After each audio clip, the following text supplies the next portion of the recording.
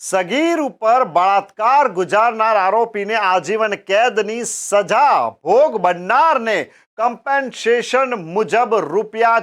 4.5 લાખ ચૂકવી આપવા અદાલતે હુકમ કર્યો છે. ભાવનગરની સ્પેશિયલ પોક્સો કોર્ટનો ચુકાદો આવ્યો છે, જેમાં 4 વર્ષ પૂર્વે ભાવનગર જિલ્લાના શિહોર પંથકના સગીર ઉપર બળાત્કાર ગુજારનાર આરોપી સામે ભાવનગરના મહેરબાન ચોથા એડિશનલ સેશન્સ જજે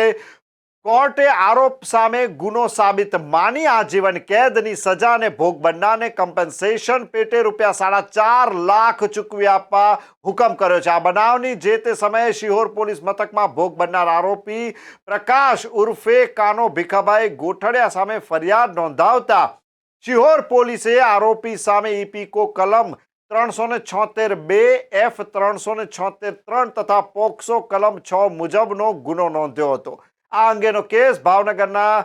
એડિશનલ સેશન્સ જજ કોર્ટના શ્રી MP મહેતાની અદાલતમાં ચાલી જતા અદાલતે સરકારી વકીલ વિજય માંડલિયા તથા ધ્રુવ મહેતાની દલીલો, 20 દસ્તાવેજી પુરાવા, 14 મૌખિક જુબાની સાક્ષીઓ વગેરે ધ્યાને લઈ આરોપી સામે ગુનો